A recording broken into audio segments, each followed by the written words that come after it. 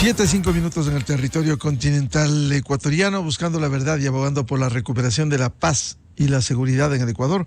Queremos saludar al doctor Santiago Basabe, politólogo catedrático de Flaxo.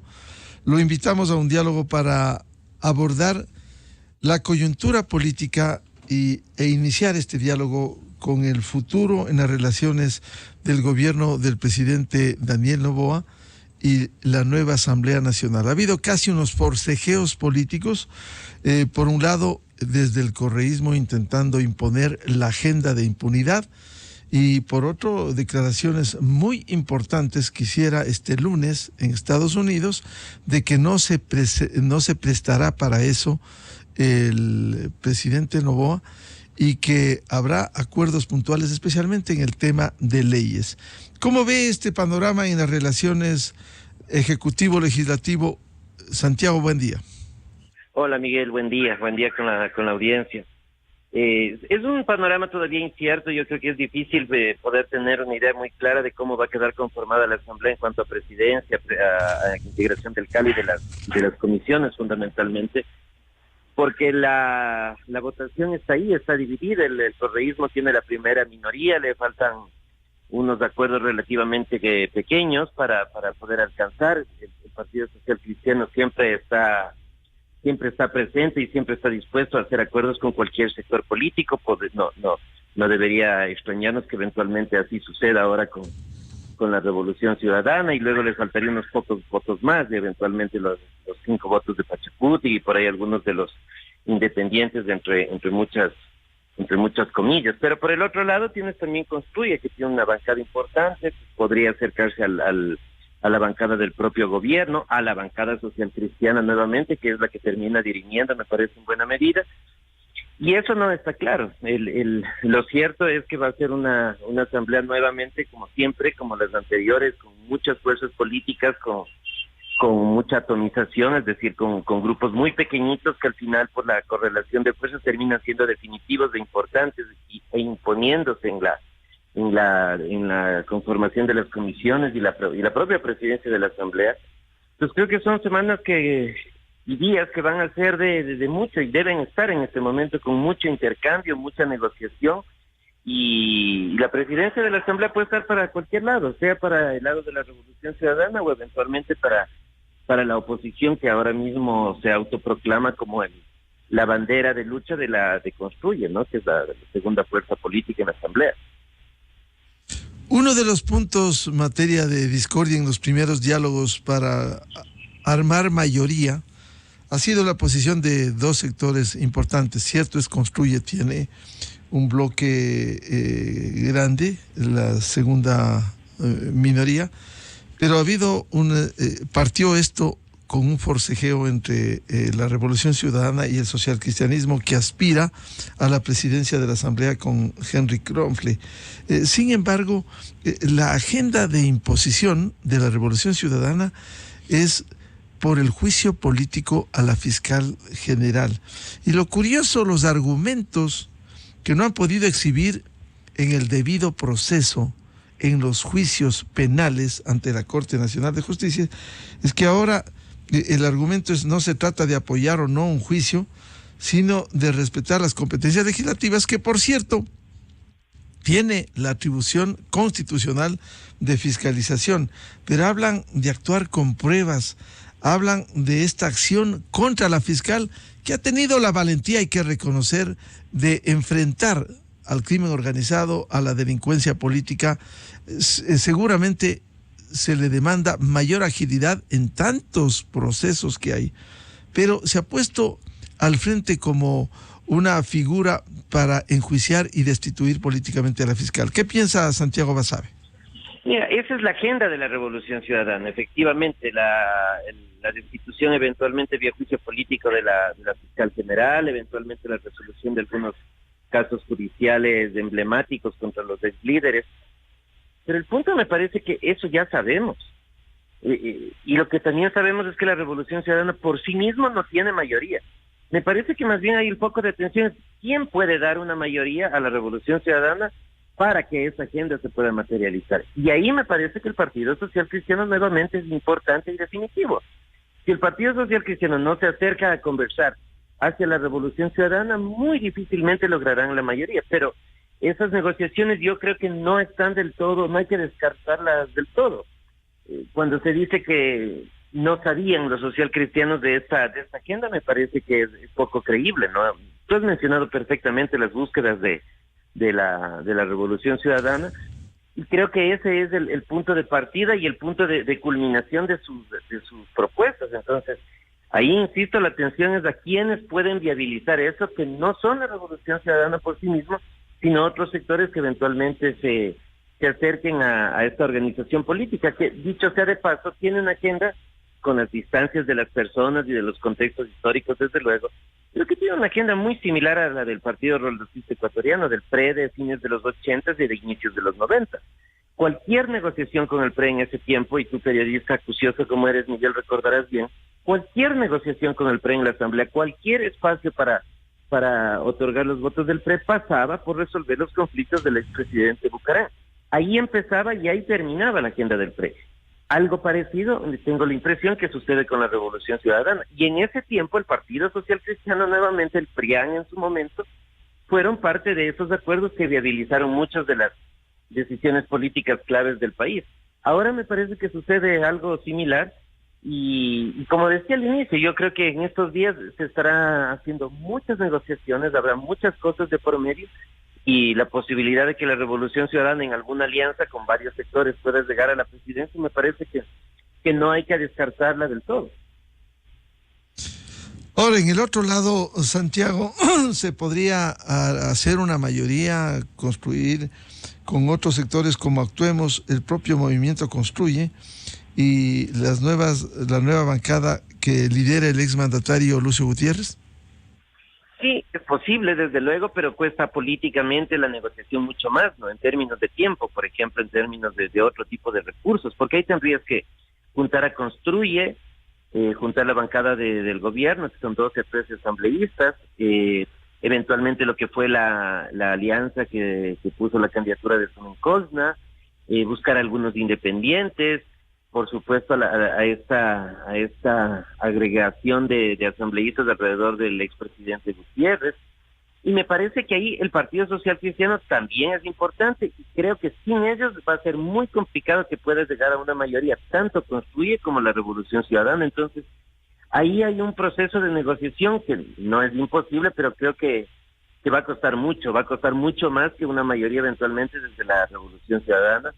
Esperemos que haya algún tipo de decisiones claras.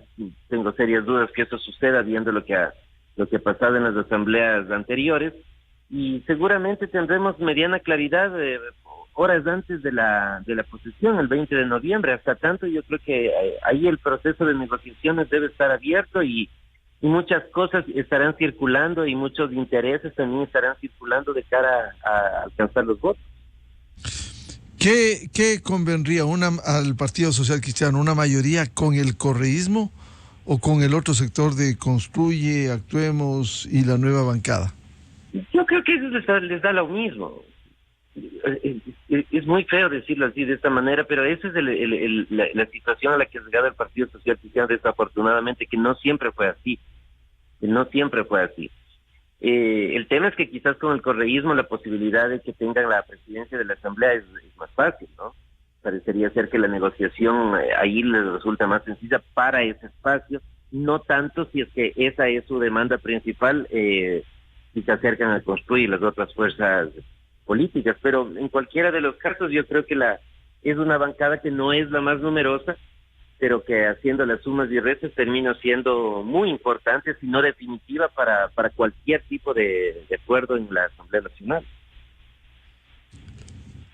Y desde el gobierno, con su bloque que tendrá que sumarse, quizás no hay un parecido con el gobierno saliente de Guillermo Lasso, cuando no tuvo un bloque sólido y que terminó sucumbiendo frente a la mayoría legislativa.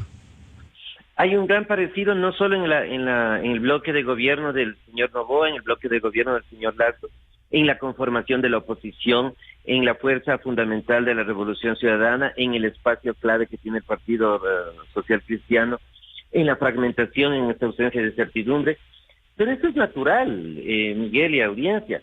Si tenemos las mismas reglas y estamos jugando a la vida política a partir de un sistema político que está diseñado, está elaborado para que los más corruptos y los más incapaces lleguen al poder, no podemos esperar resultados distintos.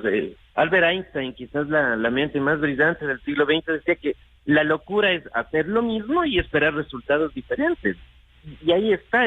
Esta asamblea tiene una conformación casi calcada de lo que fue la conformación anterior, y mucho me temo que los problemas de la asamblea saliente, la que fue disuelta por la muerte cruzada, serán los mismos problemas que se presenten ahora en esta asamblea que está por iniciar, quizás con mayor intensidad, porque esta tiene una fecha de finalización que es mucho más cercana, ¿no? Que son 18 meses, que en realidad son menos, porque ya en febrero tenemos la convocatoria del proceso electoral, y ahí las dinámicas de los actores políticos cambian y el foco de atención no está en la política pública, sino en el proceso electoral. Ahora, el presidente electo Daniel Noboa, en sus declaraciones de este lunes en Washington, decía que, por un lado, su bancada parlamentaria no apoyará ningún acuerdo para el juicio político de la fiscal general, que no permitirá que ninguna organización política intente hacerle un juicio a la fiscal, y que pudiera encontrarse acuerdos puntuales para leyes, en donde la mayoría pudiera oscilar entre 80 y 90 quienes se sumen. ¿Se podrá lograr solo con proyectos de leyes, reformas? Es muy complicado y creo que el tiempo no da. A mí me da la impresión que el presidente tiene que concentrar su atención en 2 o 3 puntos que no necesariamente necesitan leyes para abordar estos 18 meses. Uno de ellos es la seguridad, sobre todo el tema de la seguridad ciudadana. La otra, entiendo, es un tema más de mediano y largo alcance, lo que tiene que ver con narcotráfico y crimen organizado. Pero la seguridad ciudadana, la que observa y palpa a la gente en el día a día, para eso no se requiere ley, para eso se requiere decisión política, tener un Ministerio del Interior que esté al mando de alguien que tenga capacidad de dirigir, de dirimir y de ordenar la ejecución de los presupuestos. Ahora mismo tenemos un ministerio que tiene menos del 50% de ejecución, me refiero al del Interior. Eso en términos simples quiere decir plata hay, lo que pasa es que no se la ejecuta.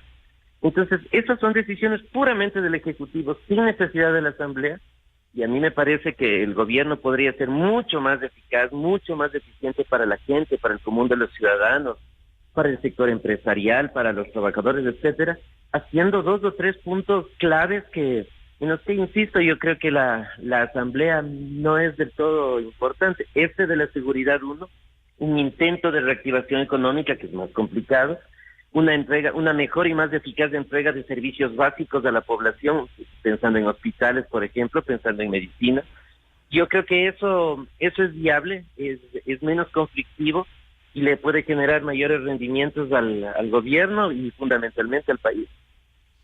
El presidente habló en campaña y ratificó luego de una consulta popular. Él tiene en mente esa consulta, y en donde, si bien no ha precisado los temas, en general ha hablado de, por ejemplo, una reforma a la justicia. ¿Será posible incluir eso, sabiendo qué temas va a poner en consideración del pueblo, y una reforma política quizás también? Ahí he escuchado yo opiniones diversas, todas argumentadas y respetables. A mí me da la impresión que es un tiempo demasiado corto para pensar en una consulta popular, que sería, creo que sería una decisión que desde el inicio le impediría ver el horizonte al presidente, le metería nuevamente a un proceso electoral, a una definición de preguntas. Recordemos que la Corte Constitucional tiene un papel importante en ese tema. Habrá que esperar eso, habrá que esperar a la convocatoria. Sería un gobierno donde la consulta popular, siendo muy, muy generoso, sería en marzo, en abril, ya con un proceso electoral de por medio, con la posibilidad siempre real en el país de que pierda esa consulta y pierda legitimidad para el resto de su cortísimo periodo. Yo realmente creo que ese tipo de estrategias de la consulta, cuando son útiles, que en el caso del país han sido en muy pocas ocasiones, es cuando un gobierno empieza efectivamente, pero cuando es un gobierno que tiene 4 años por delante. Este es un gobierno de transición muy cortito, y creo que nuevamente que pensar en una consulta popular le haría perder la brújula al presidente desde el primer día. Ahora, en esta relación ejecutivo-legislativo, Santiago, el presidente declaró que no venderá un ministerio ni un cargo en el Poder Ejecutivo para tener paz con el Poder Legislativo.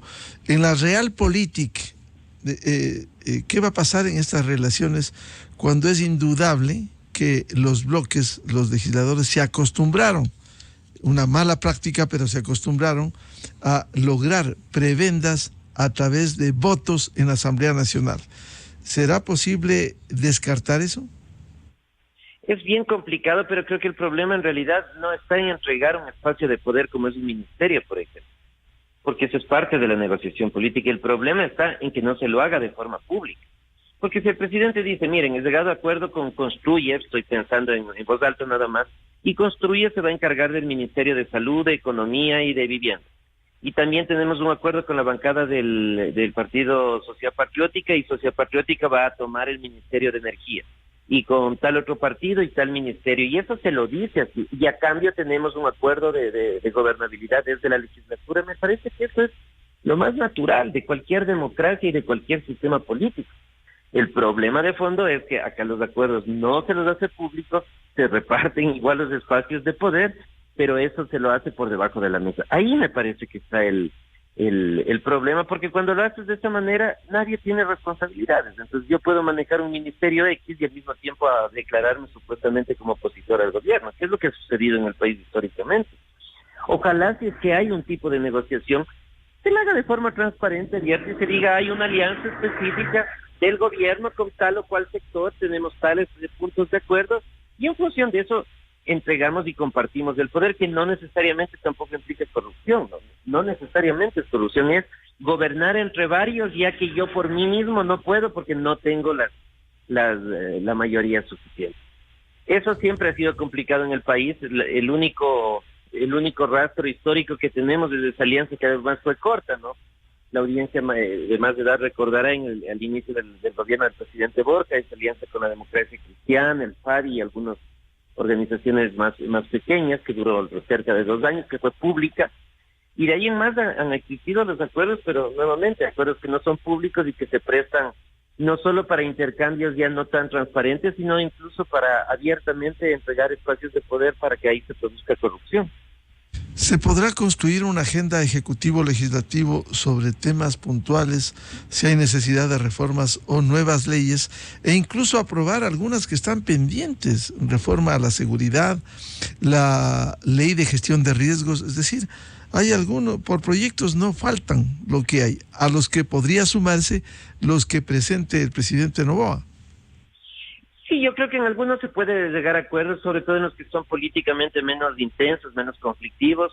En el tema de riesgos eventualmente se puede llegar a acuerdos. En el tema de seguridad social dudo mucho, no porque no sea importante, sino porque cuesta mucho en términos electorales y políticos.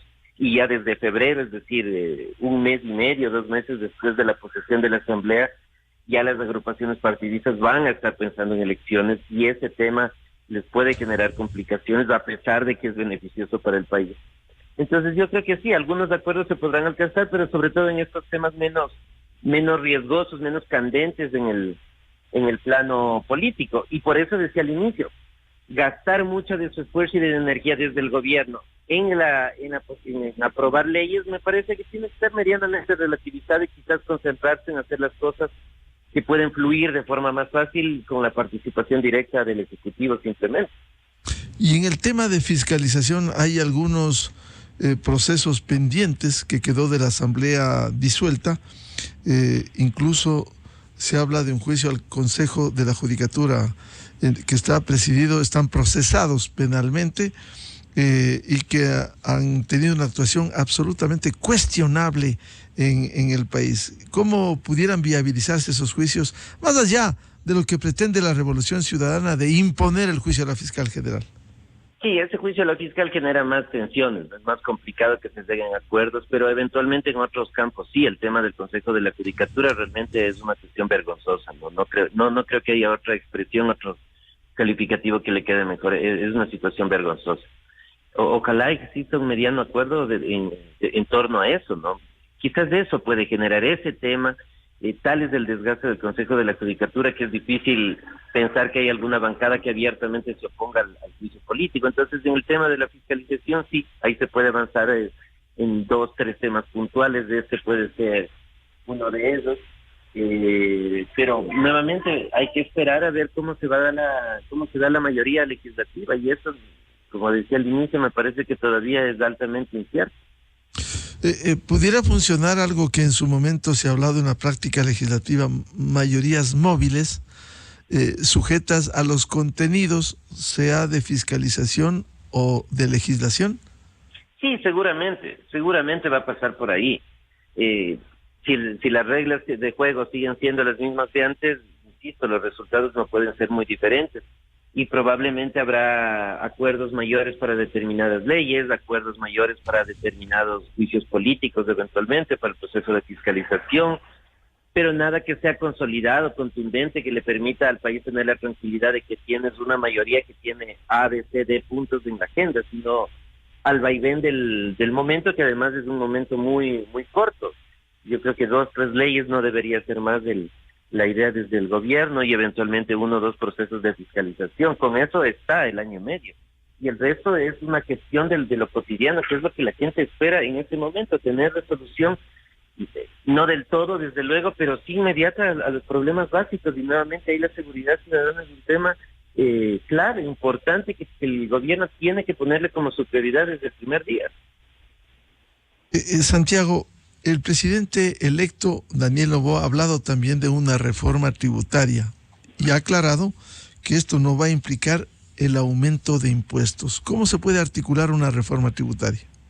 Ahí el tema, ahí sí pasas por la Asamblea, porque cierto es que el presidente tiene la iniciativa para los temas tributarios, que eso es cierto, pero también es cierto que la Asamblea te puede terminar reformando en peores condiciones de las que enviaste desde el Palacio de Carondelet. Entonces, claro, ya le pasó a Guillermo Lasso eso, ¿no? Le pasó a Lasso, exactamente, ya le ha pasado a Lasso y eventualmente a otros presidentes, y por eso los presidentes son muy cautos cuando envían las reformas tributarias, porque puede terminar exactamente al contrario de lo que estabas pidiendo. Entonces, ese puede ser un camino. También el tema tributario es un tema que tiene connotación electoral. En un periodo tan cortito, tocará bregar mucho políticamente para conseguir los votos, pero esa puede ser una opción. Y la otra opción, que es más fácil, sin necesidad de pasar por la Asamblea, no digo que esta idea de la reforma tributaria pueda llegar a ser equivocada para el país, es recaudar mejor. Y el problema del país es que acá no se recaudan impuestos. Acá hay impuestos, en algunos casos demasiado bajos. Me parece que el impuesto a la renta en algunos sectores de la población debería ser más alto. Pero el problema de fondo es que no se recauda. El problema es el SRI. Y el SRI depende directamente del Ejecutivo, sin necesidad de Asamblea Nacional. Si tienes la decisión política de cobrar más, como ahora es indispensable en una crisis como la que tenemos, bueno, ahí está el SRI. Afina los mecanismos de control, no sobre el profesional clase media, no sobre el médico, no sobre el abogado, sino sobre los grandes capitales. Si eso hace el presidente y demuestra resultados inmediatos, seguramente su popularidad y el gobierno se afianzará. Nuevamente es decisión pura y exclusivamente del presidente Noboa. Y un tema que también se ha esbozado, aunque no se ha profundizado, un posible juicio al presidente saliente Guillermo Lasso, o intentar retomar el juicio fallido que hubo. ¿Hay posibilidad de eso o es una pérdida de tiempo los que han dicho eso? O sea, la posibilidad existe, ¿no? Recordemos que el juicio político no se votó. Y no se votó porque ya vino la muerte cruzada. Se podría convocar nuevamente a esa sesión del Pleno, me parece, y tomar una decisión. Ahora, echar al presidente Lasso del gobierno a portas de su salida, que sería, 4 o 5 días antes, quizás como una cuestión simbólica, ¿no? Que sería muy fuerte para el presidente irse del gobierno de esa manera. Sería un golpe letal para un gobierno que de por sí tiene 13% de aprobación, ¿no?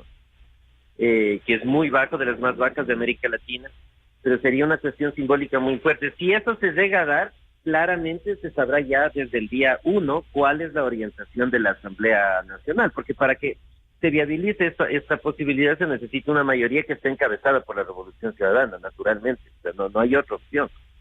Y si es que eso se produce, será consecuencia de que están sectores políticos que se acercaron a la Revolución Ciudadana, que formaron una mayoría, nuevamente el Partido Social Cristiano seguramente, y ahí se notará que desde el principio la relación con el nuevo Poder Ejecutivo, con el presidente Noboa, será difícil, complicada y en términos quizás similares a las del presidente Lasso. Aunque claro, el panorama es diferente. En la ocasión anterior casi tenían entre 85 y 90 votos. Hoy hay otra composición de la Asamblea Nacional. Bien, muchas gracias por atender a la revista de Opinión Democracia al doctor Santiago Basabe, politólogo y académico de Flaxo. Muy amable, Santiago. Miguel, siempre un placer conversar contigo. Un gran saludo a la audiencia. Buen día. Enseguida, en la revista de Opinión Democracia. 7:31 en el territorio continental ecuatoriano, buscando la verdad. Vamos a una pausa publicitaria y tenemos previsto un diálogo con el consejero del Consejo de Participación Ciudadana, doctor Juan Esteban Guarderas, y la designación del flamante Contralor General del Estado, doctor Javier Mauricio Torres Maldonado. Desde 1984 con Gonzalo Rosero. La revista de Opinión Democracia. Siempre líderes, siempre confiables. Enseguida regresa Miguel Rivadeneira a la búsqueda de la verdad.